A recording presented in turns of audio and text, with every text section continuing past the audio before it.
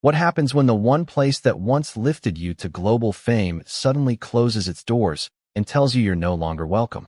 What happens when the country that symbolized your happiest moment as a couple becomes the same country that delivers one of your most painful rejections?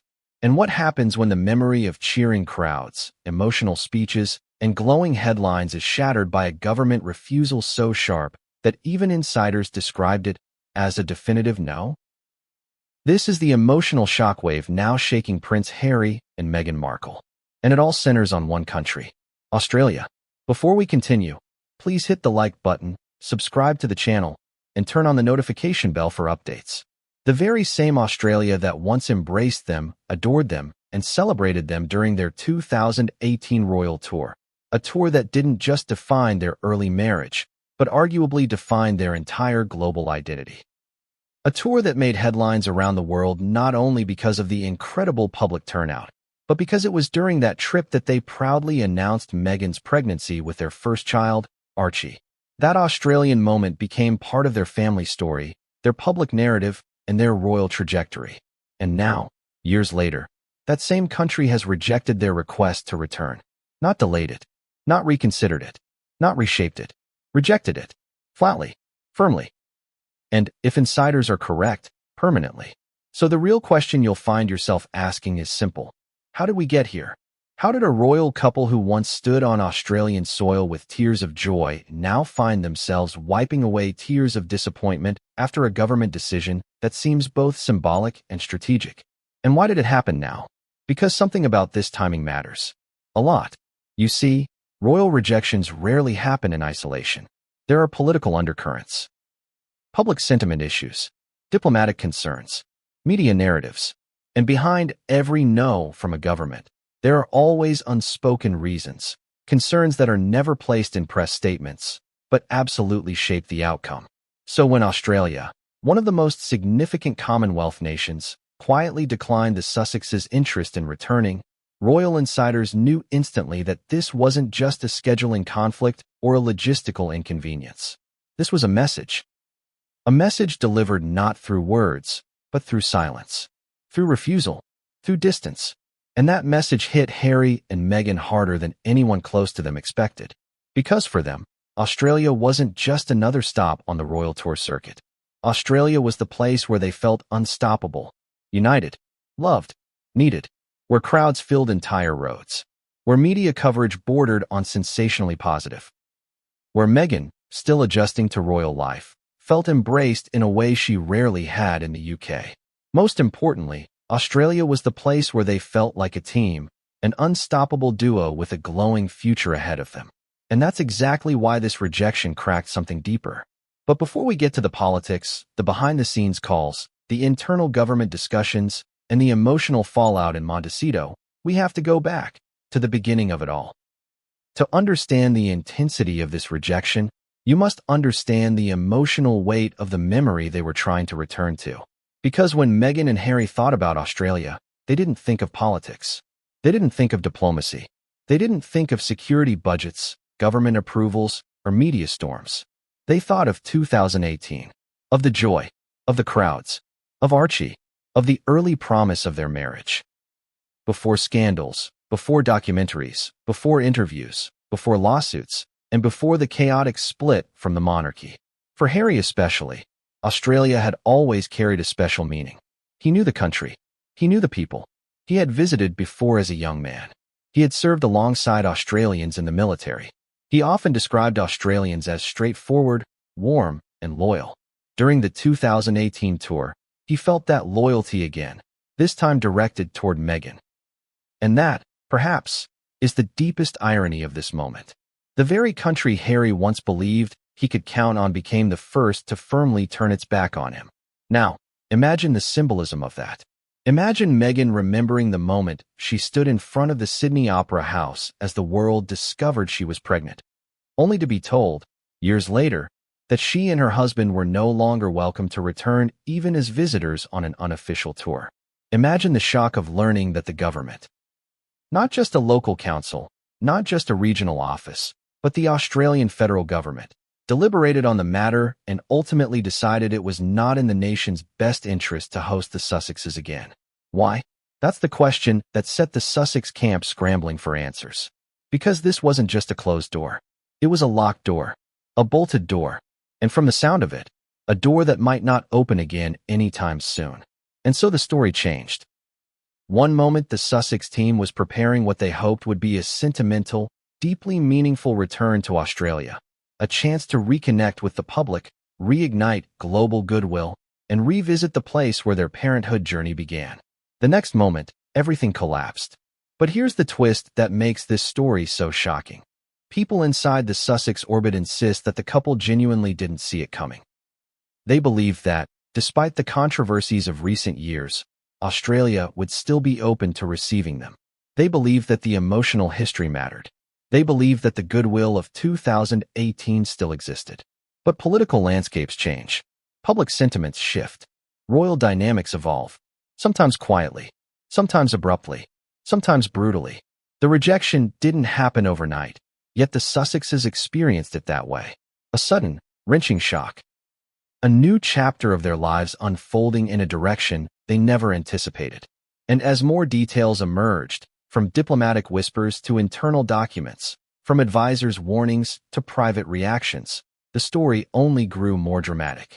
Because there are layers here. Layers of politics. Layers of old wounds. Layers of shifting power within the monarchy. Layers of global perceptions. And layers of raw, unfiltered emotion. This isn't just a story about a rejected tour. It's a story about identity. About legacy. About public perception. About the changing shape of the Commonwealth. And about how one decision can ripple into every corner of Harry and Meghan's world. So as we peel each layer back, slowly, dramatically, and with every twist that brought us to this moment, you'll see exactly how this happened, why it happened, and why the Sussexes may never recover from what Australia's decision truly symbolizes. Because this is more than politics, more than optics, more than logistics. This is personal. So now the stage is set. The emotional stakes are clear. The wounds have been reopened. And just when you think you understand the full impact of Australia's rejection, something else emerges. Something deeper. Something unexpected. What if the moment that made you feel unstoppable becomes the very memory that haunts you years later? What if the place where everything once went right becomes the reason everything later went wrong? And what if one single tour, one single chapter of your royal life, grows so big, so symbolic, so emotionally charged, that losing it feels like losing part of yourself? That's what the 2018 Australia and New Zealand royal tour became for Harry and Meghan. Not just a tour, not just a royal obligation, not just a diplomatic visit. It became their golden era, their rise, their proof, their validation, their victory lap. And that is exactly why the sting of Australia's recent rejection cuts so deep.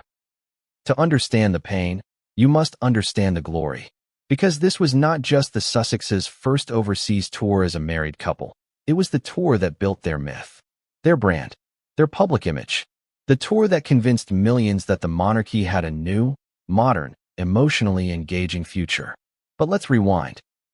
Let's go back to the moment the plane touched down in Sydney, October 2018, when Meghan stepped out in that perfectly tailored white dress, and Harry walked beside her beaming like a man who couldn't believe his luck. The crowds weren't normal royal crowds. They were explosive. Streets flooded, balconies overflowing, fans lining sidewalks for hours just to catch one glimpse. Australia didn't just welcome them. Australia adored them. And the energy was different. It wasn't stiff, formal royal reverence. It was excitement. It was fandom. It was devotion. People didn't line up just to see a prince. They lined up because they sensed something new, something different, something modern. Meghan wasn't just a new royal. She was a Hollywood success story. A woman of mixed heritage. An American. A self-made achiever who had stepped into the most traditional institution in the world and brought a spark that felt electric. The couple's walkabouts were so crowded that security struggled to manage the flow. Press coverage was glowing. Every outlet, every headline, every camera adored Meghan. This was her peak moment, the height of her global popularity. And Harry, who knew Australia well and had always connected with its people, felt a nostalgic surge of pride. This wasn't just a working tour. This felt like destiny. And then came the moment that turned the tour into legend, the baby announcement. Imagine the timing. One of the first stops. Crowds already massive. Cameras everywhere. The world already watching. And then Buckingham Palace quietly confirms the news. Meghan is pregnant. Their first child. A new royal baby on the way. Australia didn't just get to witness it. They felt part of it. They felt like they were the first to know, the first to celebrate, the first to share in the joy. And the Sussexes felt that too. There's a reason Harry later said he would never forget the feeling he had standing in front of the Sydney Opera House that day. There's a reason Meghan often looked visibly emotional while interacting with Australian families. It wasn't just excitement, it was connection. Seen, heard, supported, validated.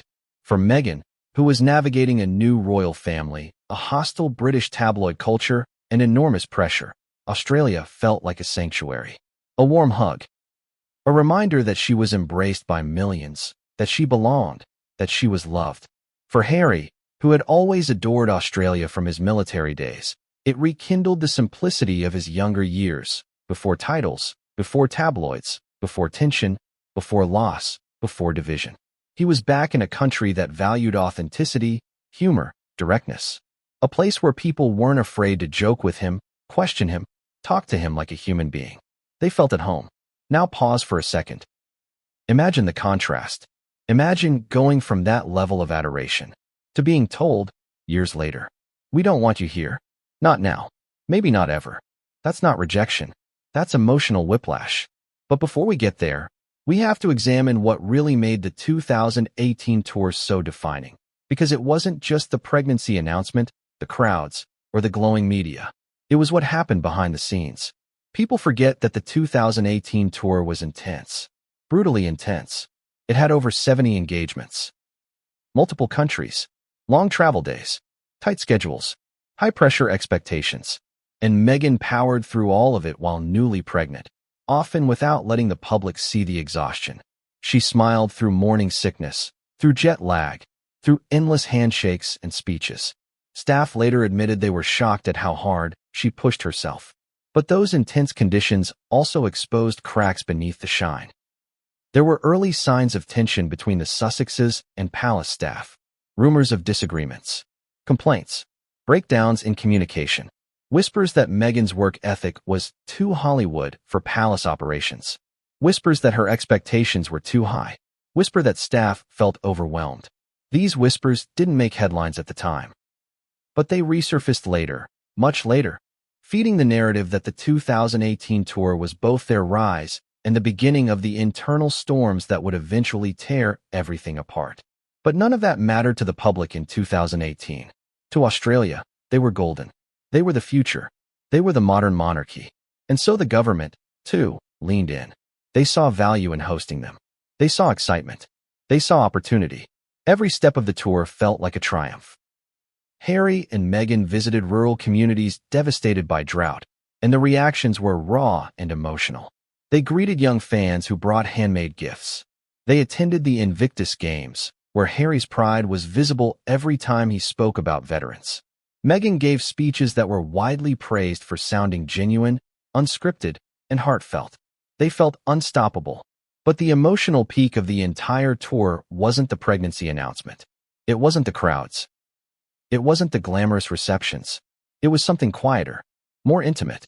It was the moment they were handed their first baby gifts, a tiny pair of Ugg boots and a stuffed kangaroo. Meghan held them with tears in her eyes. Harry laughed. The crowd roared. The moment went viral. And that's when the tour crossed over from royal duty to personal memory. It became part of their family story, a milestone they believed belonged to them forever. And that belief is exactly what made the recent rejection devastating. Because to Harry and Meghan, Australia wasn't just a country. It was a symbol, a chapter of their love story, a moment of uncomplicated happiness, a moment before everything fell apart, before the media war, before the lawsuits, before the palace tensions, before the Oprah interview, before the Netflix series, before the polarization, before the accusations, before the fading of global goodwill. In 2018, they stood on top of the world, and every time they looked back, every time they thought about a return to Australia, they didn't see politics. They saw that moment, those crowds, those tears, that joy. They believed, deep down, that Australia still remembered that version of them. that Australia still cared, that Australia would still welcome them like long-lost family. But time changes things. Politics change things. Public sentiment changes things. Royal dynamics change things. And the version of the Sussexes that Australia once adored no longer exists in the same way. Not in the public's eyes. Not in the media. Not in political circles. That is the painful truth. And yet, despite everything, Harry and Meghan didn't expect the door to close. They believed that if anywhere in the world remained open to them, it would be Australia. They believed the emotional weight of 2018 still mattered. But history doesn't move backward. Nations don't act on nostalgia. Governments don't make decisions on sentiment. And that's why the 2018 tour matters so much to this story. Because that tour created expectations. A belief that Australia was their country, the one place that would always see them as they once were, not as they are now. But when the Australian government rejected their return, it shattered that illusion. It forced Harry and Meghan to confront a truth they had been avoiding for years. The world has changed. Their image has changed. Their role has changed. And their place in the Commonwealth has shifted. This chapter, the chapter of 2018, is the foundation for everything that follows. The joy, the symbolism, the emotional attachment, the hopes they carried into 2025, the heartbreak they never anticipated. Because the rejection from Australia wasn't just political, it was personal. What if the rejection wasn't sudden at all? What if the door that slammed shut in 2025 had actually been inching closed for years? Slowly, quietly, and intentionally. And what if the people who knew this truth best weren't Australian officials, but palace insiders who had watched the shift unfold long before Harry and Meghan realized anything was changing? Because here's the uncomfortable reality.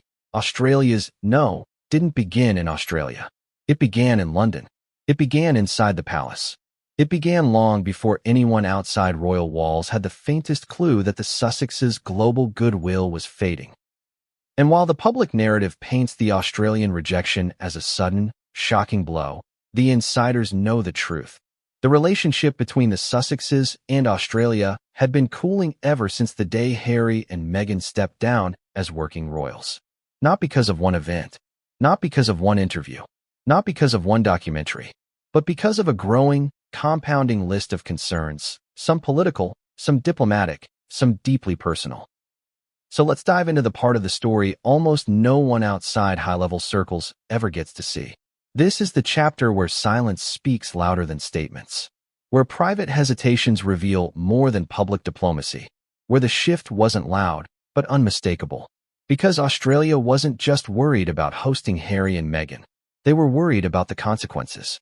And those consequences had everything to do with the palace. Let's begin with the timeline. After the explosive Megxit announcement in January 2020, the entire Commonwealth was thrown into confusion. Nations didn't know how to categorize the Sussexes anymore. Were they royals? Former royals? Half-royals? Celebrities who used to be royals? Diplomats without a formal diplomatic role? It wasn't clear. It wasn't stable. And governments don't like instability, especially when it involves high-profile figures who attract global headlines. Australia, like other Commonwealth nations, quietly reached out to the UK's Foreign and Commonwealth Office, the department that manages diplomatic protocol for royal visits. Their question was simple. How do we treat the Sussexes now? The answer? Not simple at all. Because even the UK didn't fully know. In early 2020, senior palace advisors were already trying to figure out a careful balance. Something that would respect Harry's birthright while protecting the monarchy's structure and hierarchy. Something that would acknowledge Meghan's role without creating diplomatic confusion. Something that wouldn't offend the Sussexes but also wouldn't undermine working royals. And this internal confusion made other nations nervous. Australia was among the nervous ones. In fact, Australian advisors quietly requested guidance 3 separate times between 2020 and 2022. And each time, they received cautious, non-committal answers. Not, yes, welcome them. Not, no, avoid them. Just diplomatic fog. Inside the palace, this fog was deliberate. Senior courtiers didn't want to anger Harry or Meghan, but they also didn't want to send mixed signals. And they especially didn't want to imply that the Sussexes could conduct anything resembling an official tour without clear palace approval. One former senior aide, speaking anonymously to the British press, described the situation unnervingly well. The Sussexes created a constitutional gray area. No one wanted to mishandle it. Australia saw that gray area and hesitated. Because for them, royal visits aren't small symbolic gestures. They're political events, diplomatic signals. They shape media cycles. They influence public opinion. They have consequences. And in Australia, a country where Republican sentiment is rising and conversations about severing ties with the monarchy happen regularly, choosing to host the Sussexes could be interpreted as taking a side they didn't want to take. But the real shift, the moment the warmth truly began to fade, came later. After the Oprah interview, after the Netflix docuseries, after Spare. These weren't just media projects. They were seismic events. Events that shook the palace. Events that angered senior royals. Events that reshaped global perceptions. Events that caused diplomatic caution to spike. Australia watched all of this unfold with growing concern. Not because they were choosing the palace over the Sussexes, but because they were terrified of becoming a political stage for a divided royal family. Imagine this. If Australia welcomed Harry and Meghan enthusiastically, it would look like a rebuke of the monarchy. If they rejected Harry and Meghan, it would look like a rebuke of the Sussexes. Either way, Australia would be pulled into a royal feud it desperately wanted to avoid. And so the hesitation grew. But here's the twist. The palace never explicitly told Australia to say no. They didn't have to. The signals were subtle, quiet, diplomatic, intentional. For example, after Spare was released, certain high-ranking palace officials became noticeably colder toward inquiries about the Sussexes' international activities.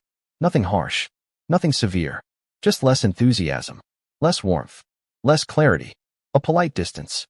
That distance mattered. Because Australia doesn't make decisions purely on sentiment, they make them based on stability, optics, international alignment. So when palace responses became cooler, Australia took the hint. Slowly, quietly, carefully. But not immediately. There were still discussions in 2023, still hypothetical planning in 2024, still suggestions that maybe the Sussexes could come for an unofficial visit, a charitable event, a speaking engagement, something minor. But as time went on, one question began to dominate the internal conversations in Canberra. What value, what political, diplomatic, or cultural value, would hosting the Sussexes actually bring to Australia now? And the answer became increasingly uncomfortable. Because the truth is, the Sussexes' star power had shifted. Not disappeared. Shifted. They were no longer viewed as global goodwill ambassadors for the monarchy. They were viewed as controversial figures. Polarizing figures. Media lightning rods. People who bring attention, yes, but not always stability. And if there is one thing the Australian government hates more than controversy, it's unpredictability.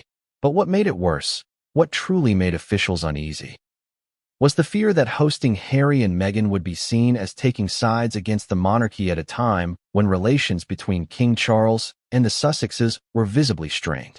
Then layer in something even more sensitive, Prince William. When William began stepping up his leadership role, especially after 2023, Commonwealth nations quietly recalibrated their diplomatic lenses. They began watching him more closely, aligning with him more deliberately, positioning themselves with the next generation of the monarchy. Hosting Harry and Meghan might have jeopardized that growing alignment. And so the shift inside the palace, the distance, the ambiguity, these things mattered. Because when Australia looked to the palace for cues, what they saw was a royal household that no longer spoke of Harry and Meghan as senior working royals, but as private individuals. That single phrase changed everything. Private individuals do not receive diplomatic tours. Private individuals do not receive government-funded protection. Private individuals do not represent the crown abroad. And thus, Australia made its decision. But here's the tragedy. Harry and Meghan never saw the shift coming. Not in 2020. Not in 2021. Not in 2022. Not in 2023. Not even in 2024. They believed that their bond with Australia transcended politics. They believed that their personal history outweighed diplomatic caution. They believed that Australia would always see them as the couple from 2018. But inside the palace, the shift was obvious. Inside diplomatic circles, The cooling was unmistakable. Inside government meetings, the caution was absolute. Australia didn't turn cold overnight. They had been cooling for years, degrees at a time, quietly, professionally, deliberately. And by the time the Sussex team reached out in 2025, hoping for a warm welcome, the answer wasn't based on sentiment, memory, or emotion. It was based on years of accumulated hesitation. And that hesitation solidified into a final decision. A decision Harry and Meghan never expected. A decision that insiders saw coming. A decision that would break the emotional foundation of their Australian memories. But this cooling period, this quiet diplomatic shift, it was only the beginning.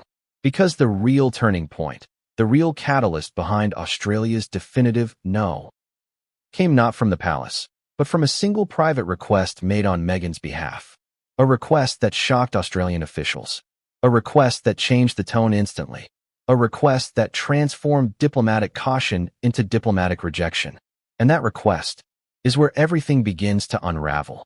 What if everything had stayed on track until one unexpected request tipped the entire conversation in a direction no one could reverse?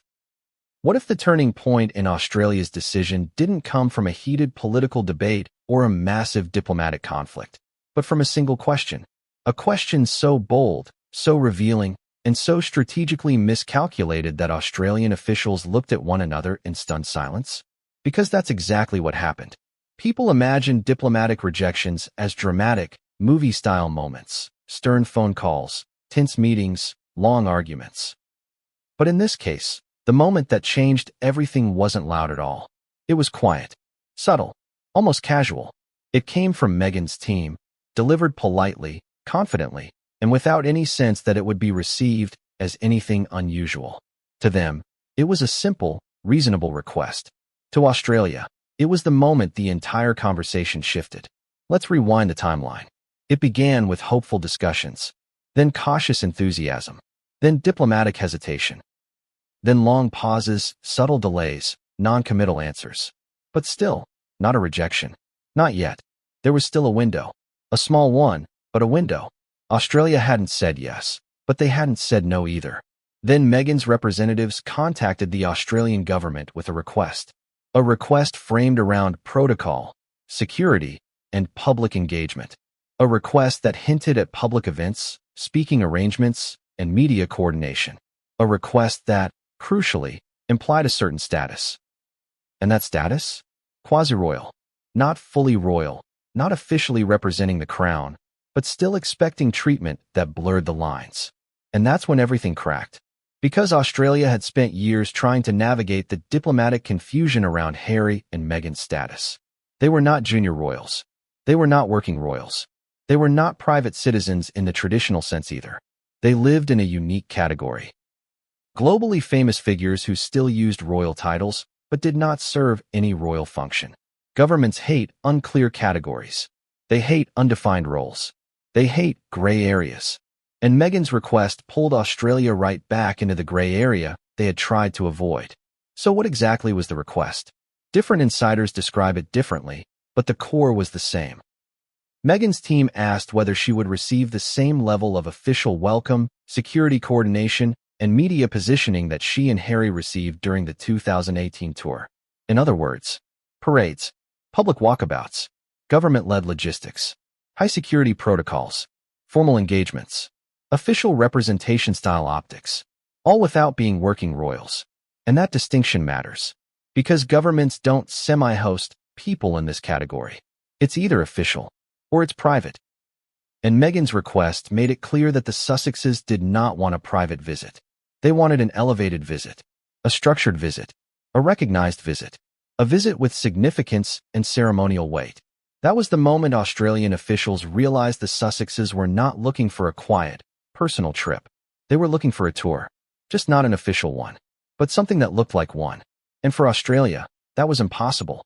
Imagine the dilemma. If Australia gave Meghan a government-level welcome, it would signal they viewed the Sussexes as royal representatives, undermining the palace and confusing constitutional lines. If they denied that level of treatment, it risked offending the couple and triggering global headlines about a Commonwealth nation snubbing Harry and Meghan. Either choice had political consequences, But the request didn't end there. The second part of the ask was what truly alarmed officials. Meghan wanted to deliver public speeches, not generic comments, not casual remarks. Speeches, structured, platformed, official feeling, with podiums, with stages, with government coordination. That, in Australia's eyes, crossed a line. Because speeches from public figures, especially those tied to royalty, carried diplomatic implications. They signal representation, authority, influence, alignment. And Australia could not risk being perceived as hosting the Sussexes in a way that put them on equal footing with working royals. There was also a deeper fear. What if Meghan made comments, intentionally or unintentionally, that sparked political debates? What if she addressed controversial topics? What if her words drew international headlines that framed Australia as choosing the Sussexes over the monarchy? Governments avoid risk. This was risk. But the final part of the request was the one that sealed the decision. Meghan's team asked whether she and Harry would be eligible for the same level of state security support they had received in 2018. This was a problem, a major one. In 2018, Meghan was a working royal. In 2025, she was not. Australia cannot legally allocate taxpayer-funded specialist protection to people who are no longer official representatives of the Crown or their immediate working families, unless there is a clear and justified national security need. And a private or semi-private Sussex visit did not meet that threshold. The moment that request was logged, the tone of every internal meeting in Canberra changed. Senior advisors flagged it. Security officials raised concerns. Protocol teams shook their heads. Legal teams stepped in with warnings. And one line kept appearing in handwritten notes. We cannot treat them as royals. Another line appeared right beneath it. We cannot afford the optics of treating them like celebrities either. In that moment, the Sussexes fell into the worst possible diplomatic category. Too royal for a private visit. Not royal enough for an official visit. Do you see the contradiction? The trap? The political danger? Because Australia saw it instantly. And suddenly, the answer shifted from maybe to probably not. But even then, the government didn't immediately say no. They discussed alternatives. Quietly, behind closed doors. Options like a private itinerary with no public events, a low-security, low-profile visit, charity stops without government involvement, meetings arranged privately, not officially. But every option had a problem. If Australia downgraded the Sussexes to a private visit, it would anger their team and risk public backlash. If Australia elevated them, without palace approval, it would create a constitutional earthquake. The risk was too high. The return was too low. The politics were too messy. And so, the mood shifted from confusion, to concern, to frustration, to decision. But here's the most dramatic part. Meghan had no idea the request would trigger that reaction. To her team, it was normal, reasonable, aligned with her past experiences. She wasn't asking out of entitlement. She was asking out of expectation. An expectation formed during her one and only experience touring Australia. But that past was gone. That status was gone. That role was gone. And no one warned her. Not advisors. Not staff. Not even the palace. Who, remember, had been deliberately quiet, offering no clarity. So when Meghan's request reached the wrong ears at the wrong moment, it didn't read as a procedural question. It read as a misunderstanding of reality, an expectation out of alignment with her current status. And that imbalance, between how Meghan saw herself and how governments now saw her, became the fatal flaw in the entire proposed visit. From that moment on, Australian officials began consolidating their decision. The tone shifted. The calls grew shorter. The emails became more formal. The diplomatic warmth turned to administrative frost. And within weeks, the conversation was officially closed. The answer, delivered politely but firmly, was no. But as crushing as that was, this wasn't the biggest backfire. Because while Meghan's request changed the tone, Harry's reaction changed the outcome. What if the moment you realized the truth was not when someone said no, but when you heard the tone of their voice? What if the rejection didn't sting because it was formal, but because it was personal? And what if, after years of trying to be understood, respected, and taken seriously, the one country you trusted, truly trusted, turned you away with a polite but unmistakable finality? That's what Harry felt when the door closed. Not because of Meghan's request, not because of diplomatic protocol, but because of one private conversation he believed would save everything. Instead, it shattered everything. But to understand Harry's reaction, his heartbreak, his anger, his disbelief, you have to understand something deeper. Harry genuinely believed Australia still loved him, no matter what headlines said, no matter what the palace thought, no matter how complicated the last few years had been. Harry still believed in the Australia he remembered. The Australia where he felt respected. The Australia where veterans embraced him like a brother. The Australia that cheered him, joked with him, trusted him. The Australia that saw him as Diana's son, not the spare, not the controversial prince. Harry believed that connection was unshakable, and that belief became his blind spot.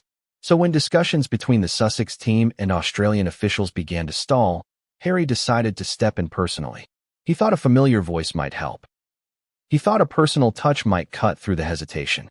He thought the goodwill he built over decades would still carry weight. He thought wrong.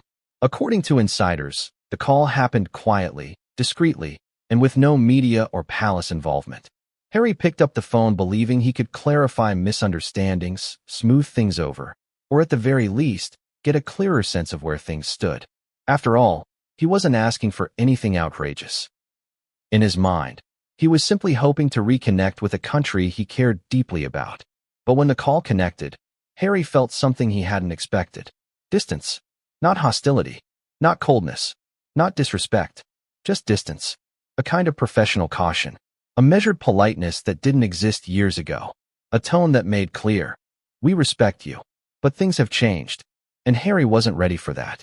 The official on the other end of the line, a senior figure connected to both foreign affairs and national events, was respectful, calm, deliberate, careful, but every word he chose carried the same message. This visit was not possible. Not at this time. Not under these circumstances. Harry tried to explain. He brought up 2018. He spoke about the emotional connection. He mentioned the Invictus community. He talked about their hopes of returning to see the people who had supported them. He tried to convey the meaning, the history, the sentiment. But sentiment wasn't enough. The official listened. Fully. He acknowledged everything. He expressed genuine appreciation for Harry's past work. He praised the 2018 tour. He spoke respectfully about their commitment to service. And then he repeated it, this time more firmly. A visit could not be facilitated. Not as an official tour. Not as a semi-official one. Not with the requested level of support. The decision wasn't emotional. It was structural, constitutional, political. Harry took a breath. He tried again. Not out of entitlement, but out of confusion. Why not? Why was this so complicated? What had changed so dramatically? Why couldn't they simply return in a way that honored the past? He asked, genuinely, not aggressively, what the concerns were. Were they security concerns? Public reaction concerns? Scheduling issues? Diplomatic confusion? The official responded with the phrase that hit Harry harder than anything else. It's not an appropriate time. A vague phrase. A safe phrase. A phrase that governments use when they want to avoid the word no, but are absolutely delivering it. And Harry heard it. He felt it. He knew immediately what it meant. But he wasn't ready to accept it. So he pressed further, not forcefully, but earnestly. He asked if the government believed the public would react negatively. He asked if there was hesitation due to political sensitivity. He asked, quietly, whether the palace had expressed concerns. The official didn't answer that question directly. He didn't confirm. He didn't deny. Instead, he said something even more revealing. Your position today is different from your position in 2018. Those words cut deeper than anything Harry had expected. Because Harry didn't just hear a statement of fact. He heard a truth he didn't want to face. His position had changed. His status had changed. His role had changed. The world's view of him had changed. And Australia wasn't pretending otherwise. For a moment, Harry didn't speak. This wasn't anger. It wasn't outrage. It wasn't humiliation. It was heartbreak. The official continued, choosing his words carefully. Given the current circumstances and the evolving nature of your public role, it would be challenging to organize a visit that aligns with our protocols and responsibilities. Another diplomatic phrase. Another way of saying, you no longer fit the role we can support. And then came the part that Harry admitted, privately, shook him more than anything else. We must avoid creating confusion about representation. Representation. That word. The word that defined his entire crisis with the monarchy. The word that defined why he left. Why the palace struggled with his position. Why governments hesitated to host him. Why countries didn't know what category to put him in. Harry had tried to carve out his own definition of what representation meant. But governments do not accept redefinitions. They follow protocol. Protocol that Harry no longer aligned with. And so the conversation, respectful as it was, made one thing painfully clear. Australia did not see Harry as a royal to be hosted, nor as a neutral figure, nor as a celebrity visitor requiring special support. They saw him as complicated, too complicated, a risk they couldn't justify. A political symbol they didn't want to activate, a public figure without a defined role. And that was the moment Harry finally understood. Not because the official said no, but because of how carefully he avoided saying yes. As the call wrapped up, the official thanked Harry warmly, sincerely, even kindly. But the kindness only made the sting sharper. And Harry, who had walked into the conversation believing he could fix everything, walked out realizing he couldn't fix anything. He sat in silence afterward, according to one insider. Just silence. Deep, heavy silence. The kind that settles in when a truth you didn't want finally makes itself impossible to ignore. And then came the emotional punch. Because after the call, there was one person he dreaded telling the truth to. Meghan. Because he knew the call wouldn't just disappoint her. It would devastate her. But the real shock wasn't Meghan's reaction. It was the real reason Australia had become so cautious, and why officials had been so careful not to mention it on the call. A reason tied not to Meghan's request, not to Harry's status, not to the palace, but to a political calculation Australia had been making for months. And when that reason came to light, the Sussexes finally understood. This rejection wasn't accidental. It wasn't emotional. It wasn't personal. It was strategic. What happens when the one place you believed would always welcome you suddenly shuts its doors? What happens when a chapter of your life that once felt like a fairy tale is rewritten into something cold, distant, and final? And what happens when the news isn't delivered by a government official or a press release, but by your husband, sitting across from you, struggling to find the right words? That was Meghan's moment. The moment Harry walked into the room after the call. The moment his expression alone told her everything she needed to know before he spoke a single word. You know that feeling when someone you love enters the room, and you sense the energy instantly? That subtle shift, that heaviness, that quiet tension? Meghan felt it the second Harry stepped through the doorway. He didn't slam anything. He didn't sigh dramatically. He didn't pace or raise his voice. He was calm. Too calm. The kind of calm that only exists when someone is trying not to explode, not to break down, not to reveal how deeply something has hurt them. And Meghan knew. She knew before he even sat down. Australia had said no. At first, she tried to read his face, searching for nuance, for hope, for some tiny sign that maybe she had misunderstood. But there was nothing there. Not anger, not indignation, not confusion. Just the exhausted, hollow expression of a man who had just accepted a reality he never wanted to face.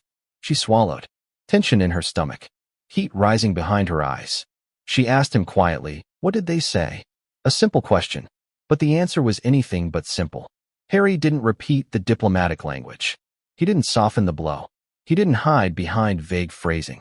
He told her the truth. "Meghan, they're not going to host us. Not right now. Not maybe later. Not, we're still discussing it. They're not going to host us." Meghan froze. She blinked like she was trying to reset her mind. Looking for clarity. Looking for sense. Looking for anything that made this feel less final. And then it hit her. Hard. This wasn't just a scheduling conflict. This wasn't a technicality. This wasn't a protocol issue that could be renegotiated later. This was rejection. A full, deliberate, strategic rejection. Not only from a government, but from a country tied so deeply to one of the happiest memories of her life. Her throat tightened. Her breath caught. Her eyes filled before she even felt the tears forming. Not dramatic sobbing. Not loud crying. Just silent tears. Those heavy, impossible to stop tears that come when heartbreak and confusion collide at the same time. Harry immediately moved closer, reaching for her hand, but Meghan gently pulled back, not out of anger, but out of shock. She needed a moment. She needed to process. She needed to understand. How, she whispered. How could they say no? Harry looked down. Because he didn't have an answer that would make this easier. But Meghan wasn't done. She needed details. She needed context. She needed to piece together the emotional puzzle forming in front of her. So she asked what any of us would ask. What did they say? Harry explained everything.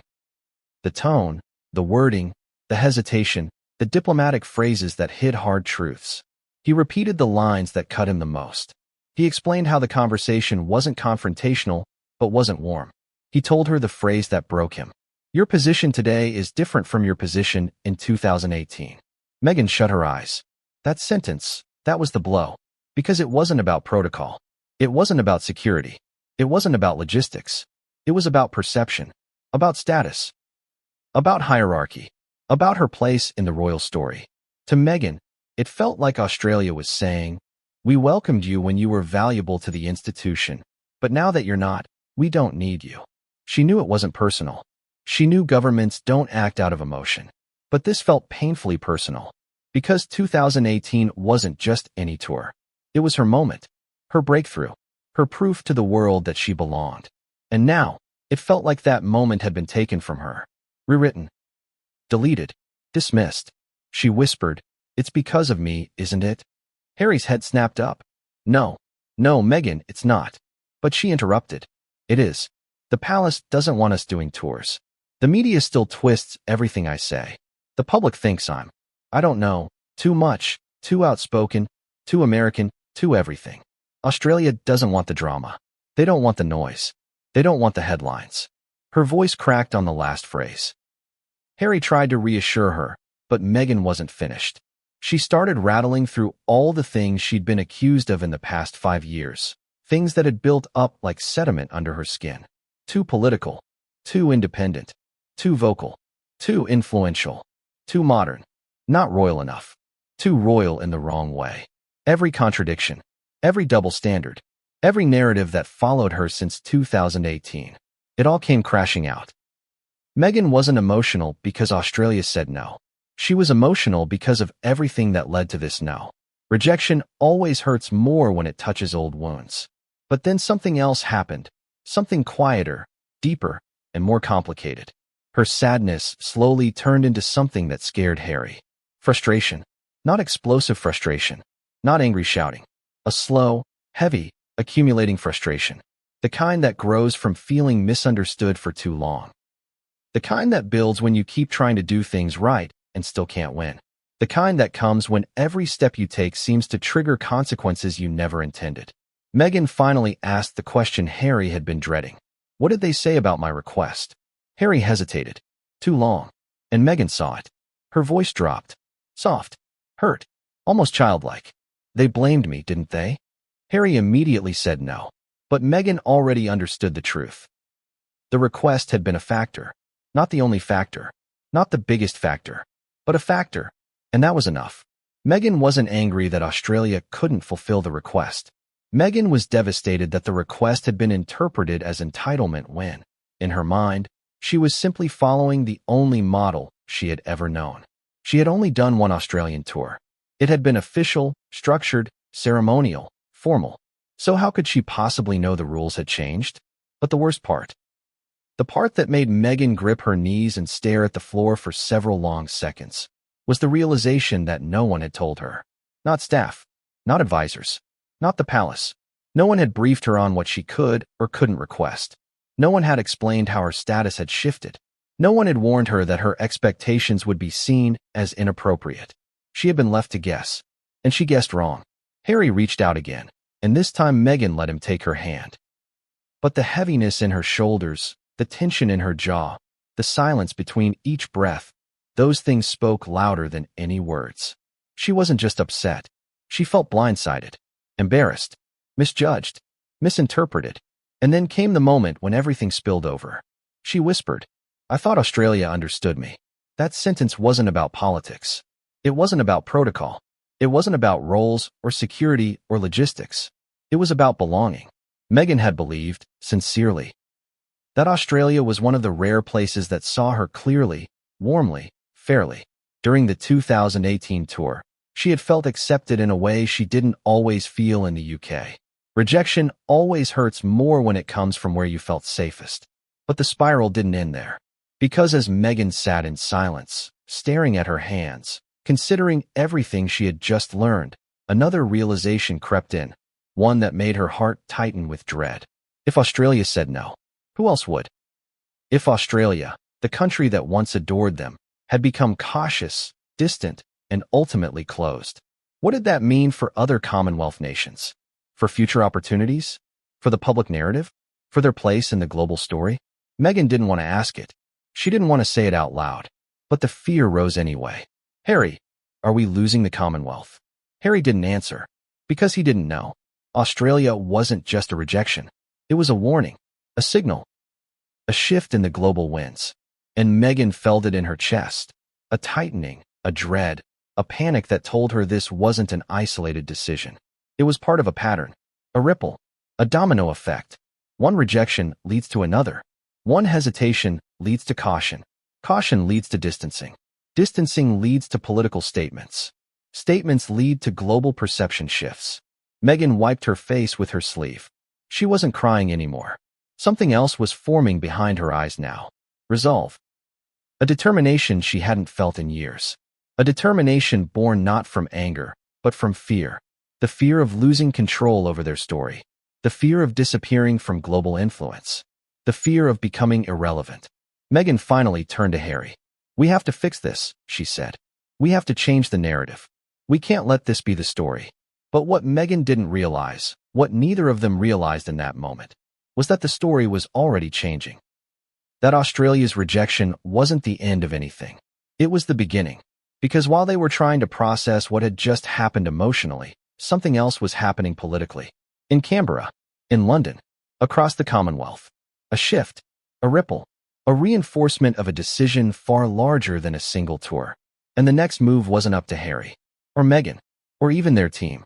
It was up to governments, officials, diplomats, strategists. People who had been watching the Sussexes for years, and were about to make decisions that would shake everything they believed about their global standing. And the shock of that shift was still ahead of them. What if the rejection had nothing to do with personal feelings at all? What if the heartbreak, the shock, the emotional spiral, none of it mattered compared to the one thing every government fears most? And what if Australia's no wasn't aimed at Harry and Meghan the people, but at Harry and Meghan the symbol? Because that's the truth. The Australian government did not reject the Sussexes out of spite. They rejected the implications of hosting them. Behind the emotional pain, behind the symbolic severing of a memory, behind the tears and frustration, there was a strategic decision happening beneath the surface. A decision driven not by sentiment, but by calculation. A government cannot afford to think like a fan, a journalist, or even a diplomat. Governments think like chess players. Every move has a consequence. Every gesture sends a message. Every photo becomes a political statement. So when the Australian cabinet, advisors, protocol officers, and security teams quietly discussed the potential return of Harry and Meghan, they weren't looking at the couple through the lens of nostalgia or emotion. They were looking at the map, the risk assessment, the political climate, the constitutional ramifications, and nothing they saw made the visit worth it. To understand Australia's no, you need to understand the 4 strategic pillars behind it. These pillars weren't emotional. They weren't personal. They were structural.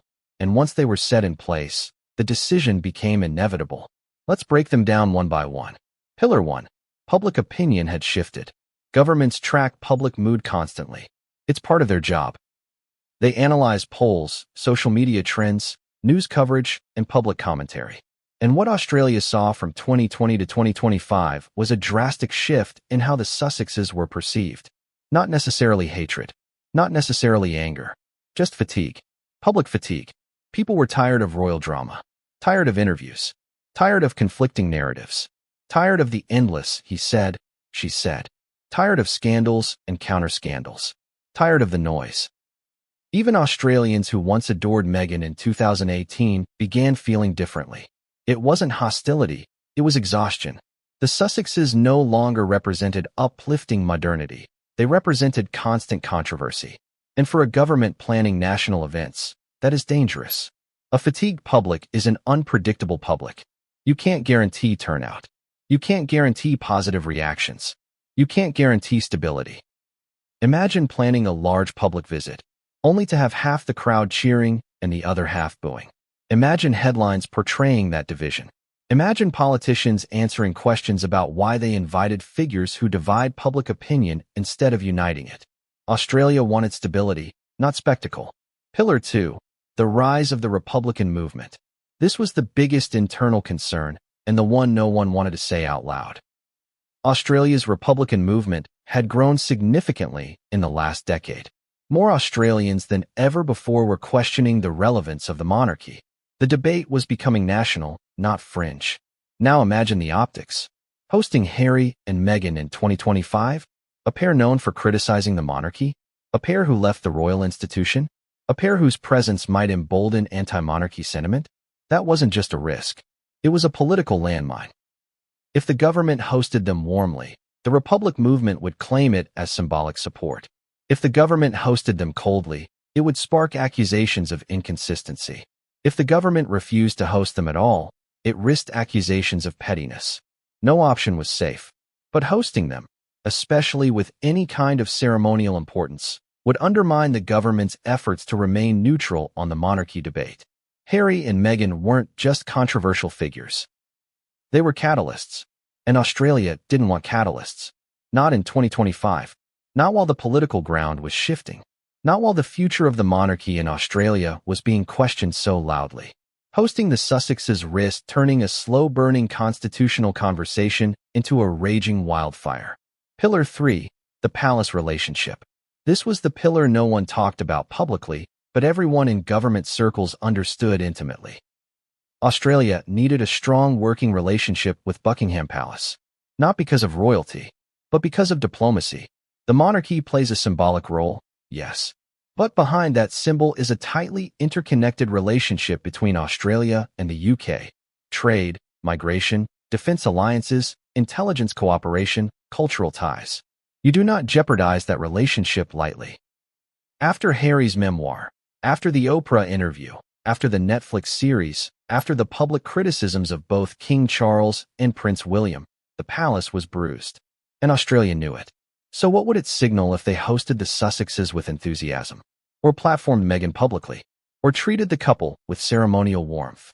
Whether they intended it or not, it would be interpreted as Australia choosing a side. Australia could not risk being seen as aligned with the Sussexes against the monarchy. Not during a delicate, shifting era. Not while William was stepping into his future role. Not while Charles was still trying to stabilize the monarchy post-scandal. Hosting Harry and Meghan would have sent a diplomatic message Australia wasn't prepared to send. And the palace's silence? Their non-committal guidance? Their cut-off warmth? That silence was interpreted by Australia as an unspoken warning. Pillar 4. Security, costs, and logistics. This was the pillar that killed the conversation behind closed doors. Security for high-profile individuals, even non-working royals, is extraordinarily expensive. Millions of dollars. Multiple agencies. Months of planning. Massive operational commitments. And for what? A visit that wasn't official. A visit with unclear purpose. A visit that risked public backlash. A visit that risked political consequences.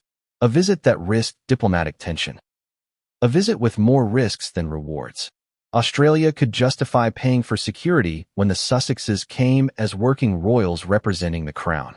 They could not justify paying for it in 2025 when the couple represented no official institution. Taxpayer-funded protection for non-working royals? In a climate of rising cost of living pressures?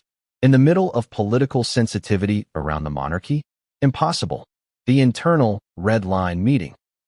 All of these pillars converged in a single meeting inside a Canberra government building. Advisors, protocol officers, security consultants, political strategists, foreign affairs staff. Everyone was there. Everyone had one question. Is there any justification, any at all, to proceed with this visit? And the answer, unanimously, was no. Not even a maybe. Not even a conditional. Not even a cautious yes. A firm, unified, strategic no. And the moment they reached that decision, everything changed. Australia prepared its final response. Diplomatic language was crafted carefully. Tone was softened but firm. Every word was examined. Because the government needed to ensure the message was clear without being cruel. The Sussexes could not return in any official, semi-official, or elevated capacity. But here's the part Harry and Meghan never expected. Australia's rejection was part of a bigger trend. Whispers were emerging in other Commonwealth nations. Officials in New Zealand were asking questions. Canada was quietly distancing itself. Caribbean nations were re-evaluating royal visits altogether. The Sussexes thought Australia was an emotional outlier. A sad exception. They didn't realize Australia was a warning sign. A sign of something much bigger, much wider, much more significant. And someone else, in an entirely different Commonwealth nation, was about to prove it.